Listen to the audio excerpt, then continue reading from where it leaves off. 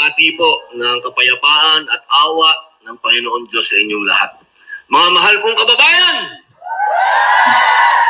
napakasarap pong tumayo rito sa harapan ninyo dahil kayo po ang mga tunay ng Pilipinas. Gusto ko muna pong magbigay pugay, unang-una sa susunod na Pangulo ng Pilipinas, Inday Sara Duterte. Duterte! Duterte! Duterte! Duterte! Ang sarap! Kapag sinisigaw niya, lalo ako tumatapang eh. Kaya nagagalit yung asawa ko, masyado ka matapang. Eh, ano magagawa ko? Eh, Duterte eh. Alam niyo po, ako po ay dire-diretso, kami pong dalawa ng aking hinahangaan din. Ito po ay aking sinasaluduhan din. Ito pong pangalawang, masasabi kong pangalawang pinuno namin. Gusto ko pong magpugay kay Amy Marcos, Senator Amy Marcos. Magkasabay po kami sa eroplano.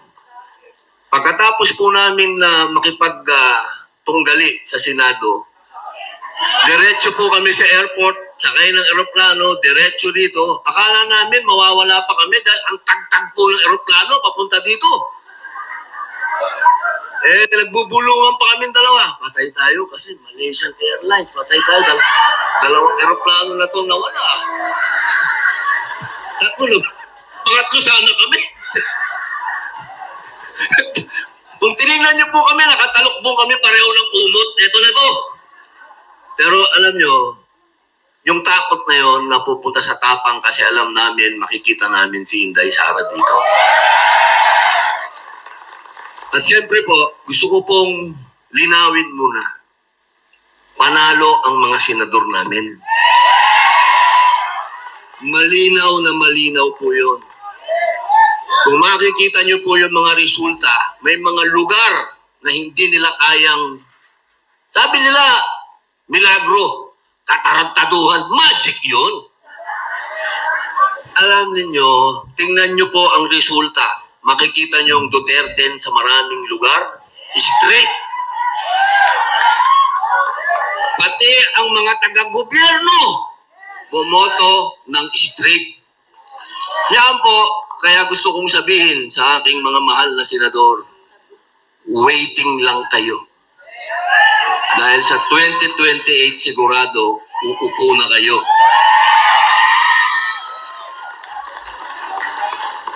Alam niyo, si Attorney Hinlo, ang tawag ko dyan, tunay na revolusyonaryo. Nadinig naman nyo kanina. Walang tigil ho ang bibig nito. Kaya dapat maupong senador to. Dahil yung mga... Nakaupo pa pala ako. Basta, kailangan nyo ng senador na nagsasabi ng totoo. At siya po yun.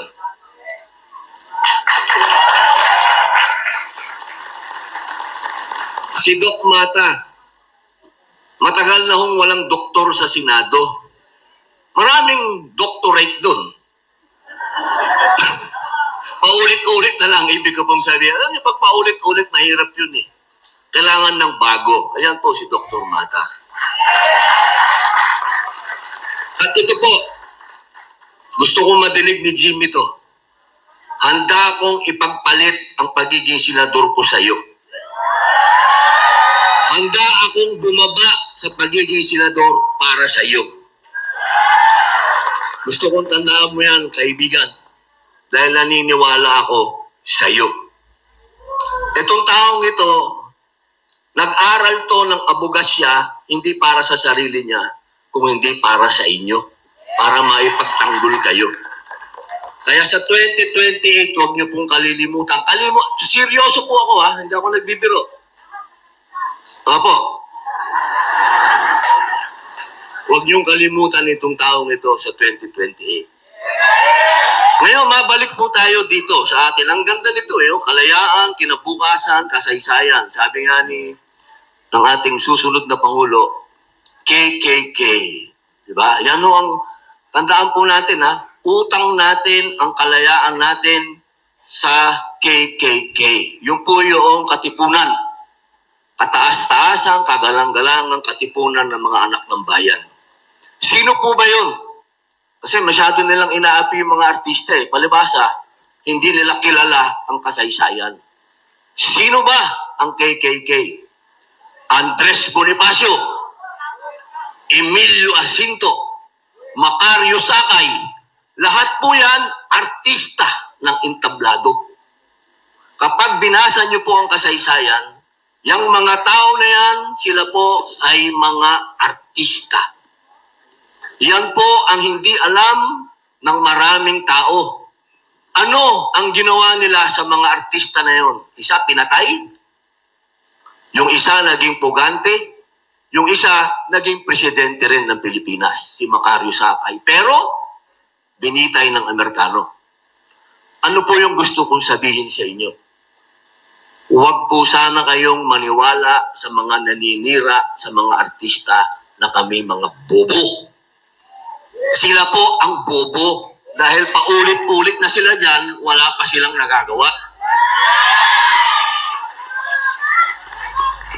Ano po ba ang ginawa nila sa mga artistang bumuo ng KKK? Inagaw nila ang revolusyon. Kasi tapos na po ang rebellion eh. Tandaan po natin, magkaiba yung rebellion, magkaiba ang revolusyon. Ang rebellion, yung lumaban tayo.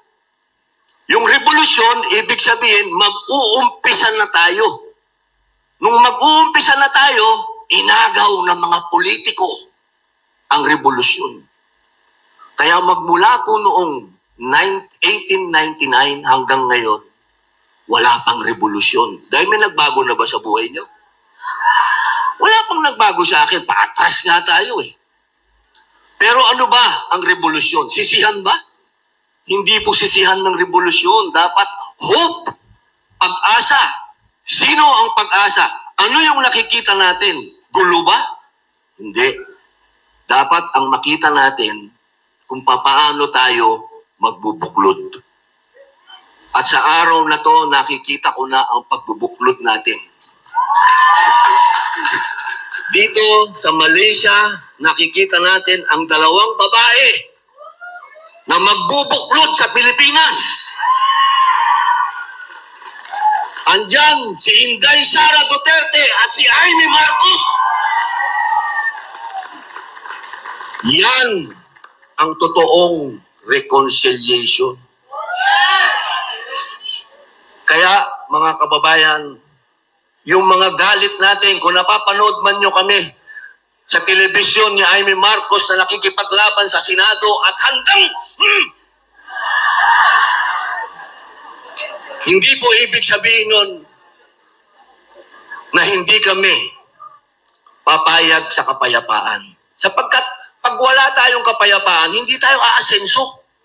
Tingnan nyo ang Malaysia. Kaya sila umasenso dahil nagkaroon sila ng kapayapaan. Kaya dadating ang 2028. 2 taon na lang po, hindi 3 taon ha, kasi sinasabi nila, 3 taon pa, hindi na, 2 na lang. Kasi pagdating na October ho, sa 2027, filing na. So kailangan paghandaan ninyo yan. Hindi dapat tayo puro galit gano. Ngayon, listen to me.